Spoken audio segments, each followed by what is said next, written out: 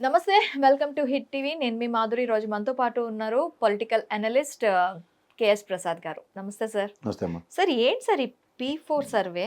ఇది అసలు అంటే చాలా వరకు కూడాను ఇది చేస్తే ప్రభుత్వం చేసే పథకాలు ఏవైతే ఉంటాయో అందడానికి ఇబ్బందులు పడతాయి, సరైన లెక్కలు ఇవ్వద్దు అని చెప్పి కొంచెం ప్రజల్లో ఒక డిస్టర్బెన్స్ అండ్ కన్ఫ్యూజన్ క్రియేట్ చేసేలా ఉంది. అసలు P4 సర్వే ఏంటి, అసలు దీని ఆంతర్యం ఏంటి? నాకు అర్థమైందే చెప్తాను. ఇప్పుడు ఈ బడ్జెట్లో ఎలకేషన్స్ కావాలి. వాళ్ళు ఏవైతే 6 బుల్లెట్లు అనౌన్స్ చేశారు చూడండి, నీకు 15 ఏళ్ళు, నీకు 15 ఏళ్ళు, ఆడవాళ్ళందరికీ 18,000, 1800 ఏదో చెప్పారు కదా. ఇవన్నీ నిరుద్యోగ భృతి, ఇవన్నీ.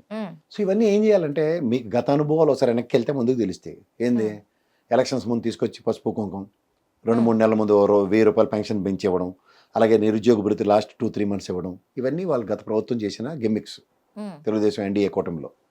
సబ్సిక్వెంట్ డెవలప్మెంట్స్లో ఇవాళ రీసెంట్ పాస్ట్లో track record 98% success ratio of సంక్షేమ పథకాలు లాస్ట్ గవర్నమెంట్ యొక్క యాక్యురసీ.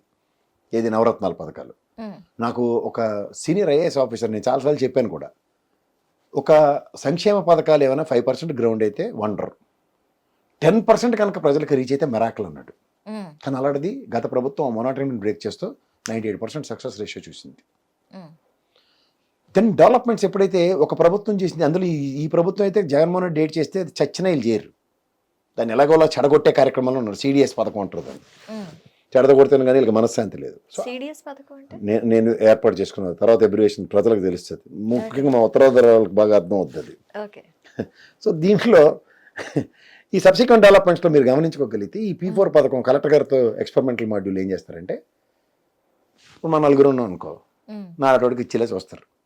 ఇస్తే నా నోరు పెద్దది కదా, అయ్యో బాబోయ్ అలా జేఎం చంద్రన్న బ్యాచ్ ఇచ్చేసారండి. సో ఇది 20% 10% సక్సెస్ రేషియో చూసారు అనుకో. పాట్లక్, ఇప్పుడు చూసి ఆడపిల్లలు కిట్టి పార్టీను పాట్లక్ అంటారు తెలుసు కదా. ఒకడో కొండ ఎత్తుకుని వస్తే అందరం కలిపి సంతర్పణ భోజనం చేసినట్టు అలా 4 పాకెట్స్లో క్రియేట్ చేస్తారు. It makes a sound. Round అవుతున్నాయి కదా, అవ్వట్లేదని మీరు ఎలా అంటారు? ఆ పాట్ ని ఎక్కువగా బీట్ చేస్తారు. దానితో ఇది తప్పేలాగా రెడీగా ఉంటారు కదా. సాయంత్రం ఒకడు ఇంత పౌడర్ డబ్బా వేసుకుని వస్తాడు, ఒకడు ఇంకోటి 2 గంటలు కూర్చోడానికి డైపర్ వేసుకుని ఇంకోటి వస్తాడు, ఇంకోటి అబద్ధాలు చెప్పి ఎట్టి పరిస్థితుల్లో మారిపోయి ఆడికి భూమరంగా అవుతుంటే మార్చేస్తాడు. ఇంకెవరితో దీన్ని ఆపేద్దామా అన్నాడు ఒకడు.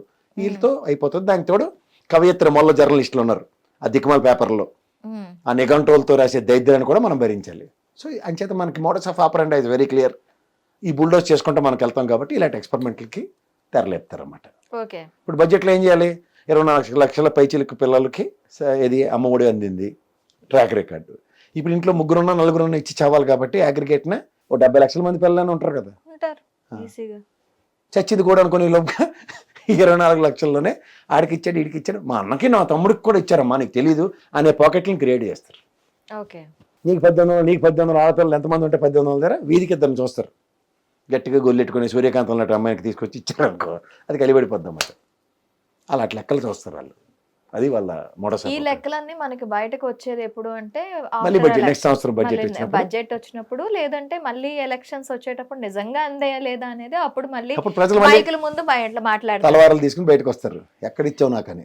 సార్, అసలు ఈ పథకాలు అందుకునే విషయంలో అసలు ప్రజల్లో చైతన్యం ఎందుకు రావట్లేదు? ఇప్పుడు నేనున్నాను, నా ఇంట్లో ఒక 4 పిల్లలు ఉన్నారు, ఆ 4 పిల్లలకి అందాలి, అందలేదు, నేను ఎందుకు వచ్చి మాట్లాడలేక? ఎక్కడ మాట్లాడాలి, ఎవరికి మాట్లాడాలి? లచ్చికి సీటీ సంత గాజులను చిన్నప్పుడు సామెత ఉండేది తెలుసా, ఎవరికి వెళ్ళి చెప్పాలా? నిమ్మల రామారెడ్డికి వెళ్ళి ఏదైనా అడిగితే ఫోన్లో ఆక్కున్నాడు, ఏం చేయగలిగా? నువ్వు కూడా జర్నలిస్ట్ కదా, మా ఇక్కడి నుంచి ఏం చేయగలిగో చెప్పు ఒకసారి. మీకు ఒకటే గుర్తుంచుకోండి, సంక్షేమ పథకాలు అన్నవి ఏంటంటే అలా కోట శ్రీనివాసరావు గారు కోడి కట్టుకుని అన్నం తిన్నట్టు లెక్క, చికెన్ అని ఊహించుకుంటూ తింటే ఎలా ఉంటుందో అలాంటిది. అందే అనుకో సూపర్, అందకపోయిన వాడు ఏం చేయలేడు. ఇస్తానని మోసం చేసామని చెప్పి లాస్ట్ టైం చూడు 23 సీట్లకు పరిమితం చేశారు వాళ్ళని. ఈసారి అందుకుని కూడా 11% చేశారు.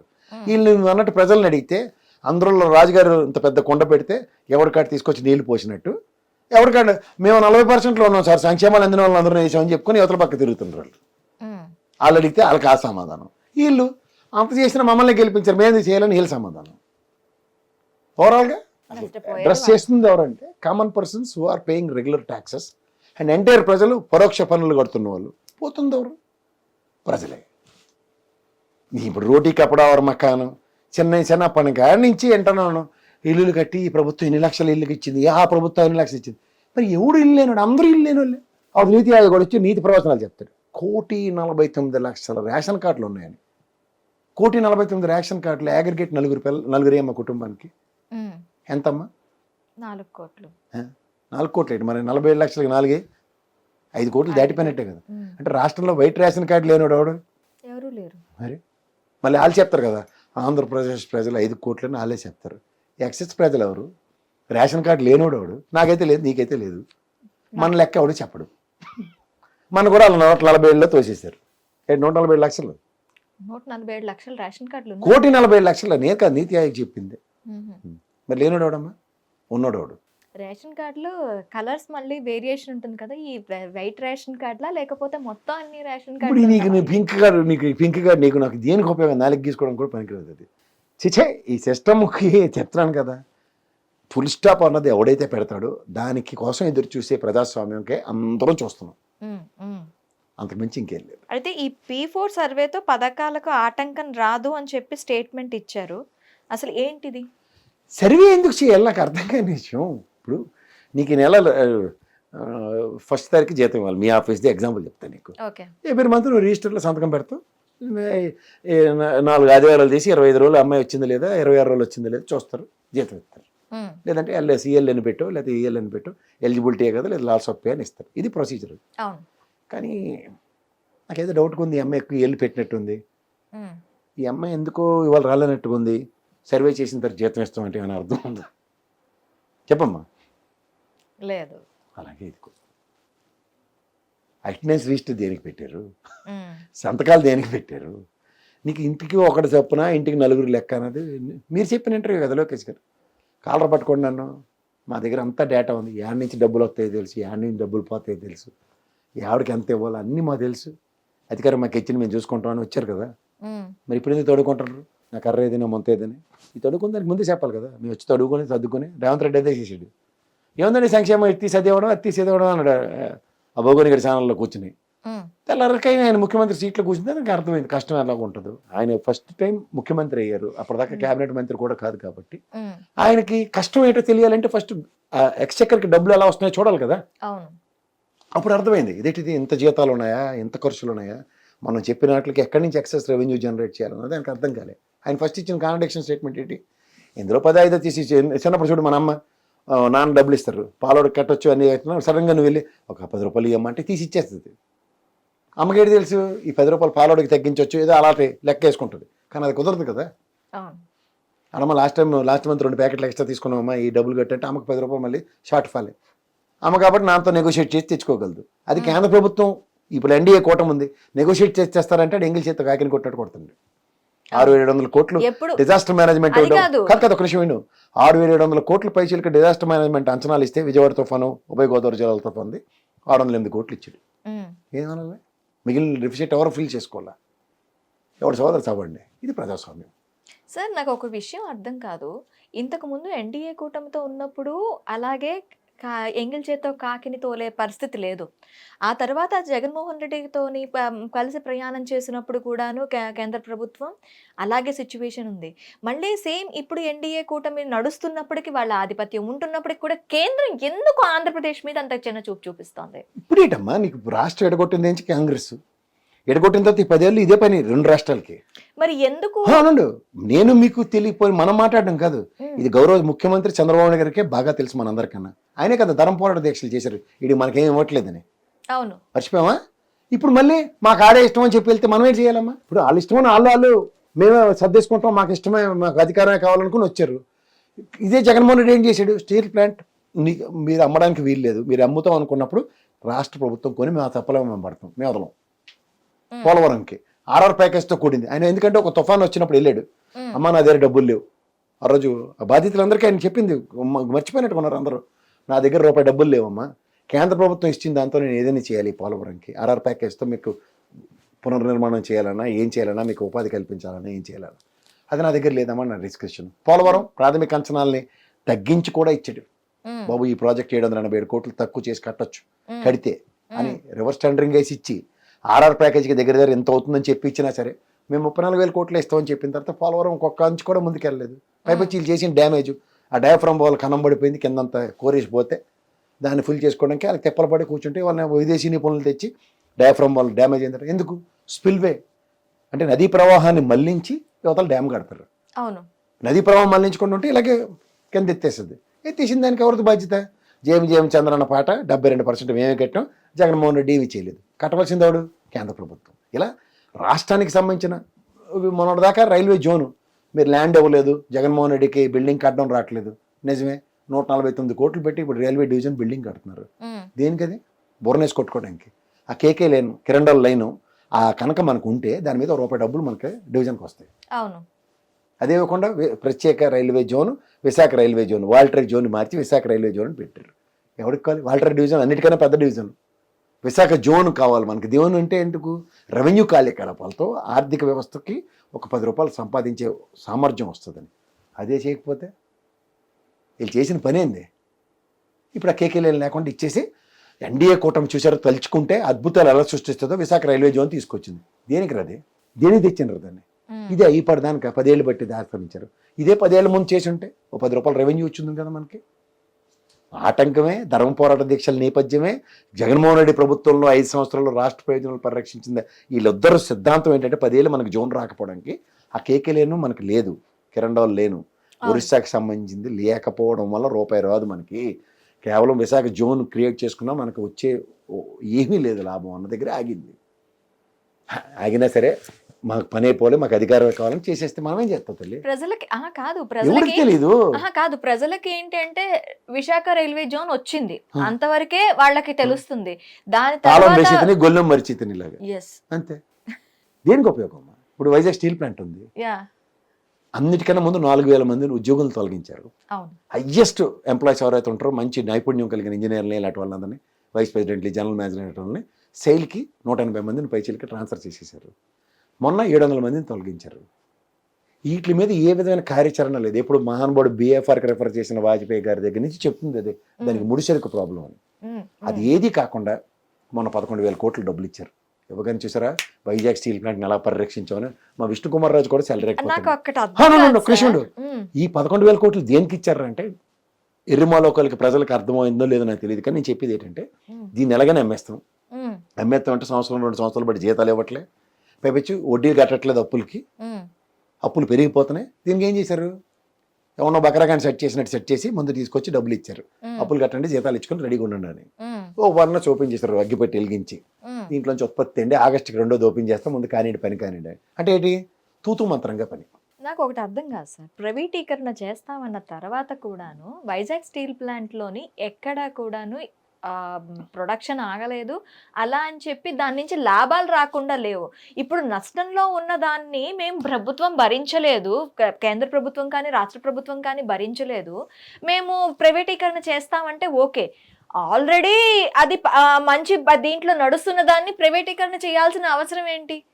మళ్ళీ దానికోసం వీళ్ళు గళాలెత్తడం ఏంటి? ఎవరికి తెలిసినా తెలియకపోయినా దానికి నేను ఇంటర్నల్ ఆడిటర్గా పనిచేశాను. Okay, I know in and out of Vizag steel plant.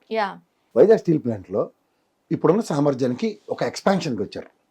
అంటే మీకు తెలుసు సెయిల్ కన్నా మంచి స్టీల్ని ప్రొడ్యూస్ చేస్తుంది అది. అవును, నేను ఎప్పుడో వాజ్పేయి గారు మహానుభావుడు BFRకి రిఫర్ చేసినప్పుడు అప్పుడు ఆయన చెప్పింది ఏంటంటే, అరే మోలోకాలర్ర దీనికి కావాల్సింది ఇది కదా. అప్పుడు కూడా చంద్రబాబు గారు గవర్నమెంటే కార్మిక సంఘాలు తీసుకెళ్తే దీనికి ప్రాబ్లం డబ్బులు కాదు ఏం కాదు, దీనికి ముడిసరుకు అని చెప్పి OMDCతో అనుసంధానించి ఎక్కడ ఒరిస్సా నుంచి మనకి ఒరిస్సా మినరల్ డెవలప్మెంట్ కార్పొరేషన్ నుంచి మనకి ముడిసరుకు తీసుకొస్తున్నారు.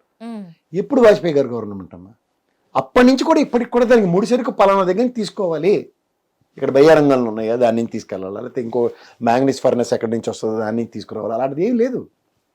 ఆ సొల్యూషనే అవ్వకుండా దానికి ఏం చేశారు?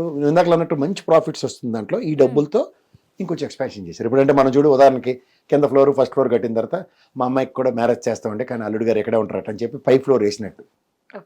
ఇది చేసిన తర్వాత నా అందరు డబ్బులు అయిపోయాయి మాటకి చెప్పాలంటే. మళ్ళీ ఆయన రిటైర్ అయిన బెనిఫిట్స్ వచ్చేదాకే కదా. అమ్మ కన్సల్టేట్ అమౌంట్ లేదు, అంత ఇల్లు కట్టేసాను తల్లి అనగానే అల్లుడిని తీసుకొచ్చి అల్లుడికి బైక్ కొను, అల్లుడికి ఏమో కారు కావాలట, అల్లుడికి ఏవో కావాలని ప్రాణాలు తినేస్తుంది అనుకో పైన కూర్చుని అమ్మాయి. ఎగ్జాంపుల్ చెప్తున్నా. సో దీనివల్ల అక్యుములేటెడ్ నాన్ సెన్స్ ఎవరికి వస్తుంది? నాన్న ఏం చేస్తాడు? అప్పుడు పక్క నుంచి అప్పు తీసుకొచ్చి అసలే బంగారు తల్లిని బాగా పెంచుకున్నానని చెప్పి మనమే కదా ఎక్స్పాన్షన్ చేసాం, కొంచెం కార్మిక శక్తిని పెంచుదాంరా అని చెప్పి మన ఆర్ నారాయణమూర్తి డైలాగులు చెప్పి దానికి ఏం చేశారంటే అప్పు తీసి పని మొదలెట్టారు. ఈ అప్పుల కుప్ప పెరుగుతుంది. అక్యుములేటెడ్ నాన్సెన్స్ రెస్పాన్సిబిలిటీ ఎవరిది? గవర్నమెంట్. ఎందుకు? ఓఎండిసి నుంచి కొంటుంది ఏదైతే ఉందో ముడి సరుకు అత్యధిక రేటు కొంటున్నాం. 7,000 పైచీలకమ్మ అది దాని ప్రాసెసింగ్కి వాటికి కాస్ట్ స్టార్టింగ్ చూసుకుంటే తక్కువ అవుతుంది. వీళ్ళకి వేరే వాళ్ళకి ఎక్కడికక్కడ ఎవరికాడికి ఓన్ గనులు కేటాయిస్తే కామెడీ చూడు. ఎవరు మెటల్ గారితో అగ్రిమెంట్ అట, ఆయన తీసుకొచ్చి అనకాపల్లిలో పెడతారట స్టీల్ ప్లాంట్. చాలా బాగుంది కదా వినడానికి. అనకాపల్లికి వైజాగ్ స్టీల్ ప్లాంట్కి వెనక్ గేట్ తీస్తే మార్నింగ్ వాక్ చేసి అవును వైజాగ్ కూడా ఉన్న అడిగితే చెప్తారు.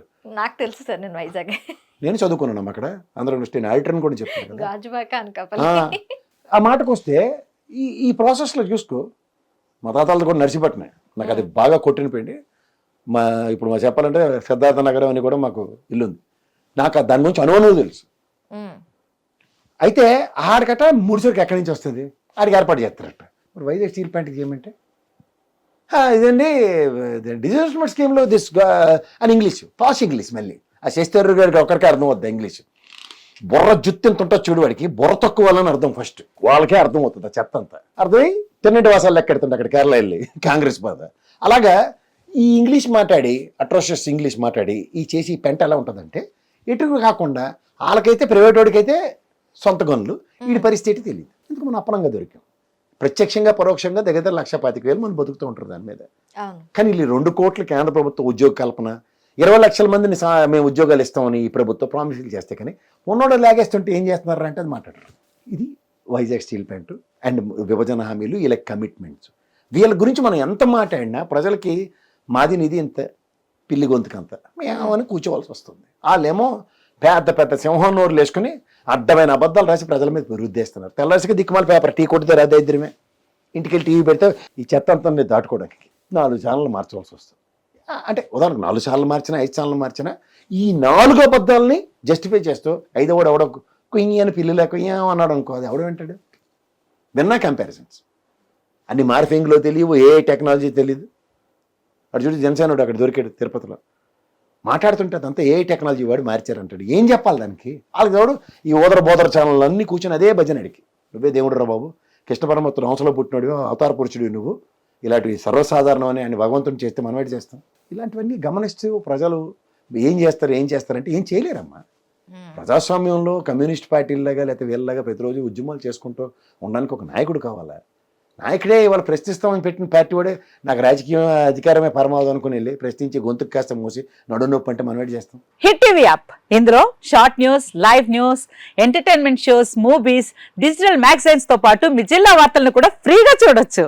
అంతేకాదు కేజీ నుంచి పీజీ వరకు విద్యార్థులకు స్కాలర్షిప్ కూడా అందిస్తున్నాం. ప్రతి వారం 10 మందికి లక్కీ డ్రా ద్వారా ఒక్కొక్కరికి 10,000 రూపాయలు అందిస్తున్నాం. ఇంకెందుకు ఆలస్యం, వెంటనే హిట్ టీవీ యాప్ ని డౌన్లోడ్ చేసుకుని ఫ్రీగా ఎంటర్టైన్మెంట్ పొందండి. Hit TV app. Hit TV app. Please download hit TV app. Hit TV యాప్ని ఫ్రీగా డౌన్లోడ్ చేసుకొని ఎంజాయ్ చేయండి. మీకు నచ్చిన ఎంటర్టైన్మెంట్ కోసం హిట్ టీవీ యాప్ ని ఫ్రీగా డౌన్లోడ్ చేసుకుని ఎంజాయ్ చేయండి. హిట్ టీవీ యాప్ని డౌన్లోడ్ చేసుకుని ఆస్వాదించండి, ఆశీర్వదించండి. ఇంతమంది సెలబ్రిటీలు హిట్ టీవీ యాప్ ని డౌన్లోడ్ చేసుకోండి అని చెప్తున్నారంటే ఎంత మంచి యాప్ ఆలోచించండి. అమెరికా అమెరికా అమెరికా అమెరికాలో చదవాలనుకునే వాళ్ళకి విశ్వసనీయమైన పేరు మన శౌర్య కన్సల్టెన్సీ. UK లో 1 year masters. UK లో 1 year masters. 2 years work permit up to 5 years visa. Contact Saurya Consultancy. Contact 89851 89851.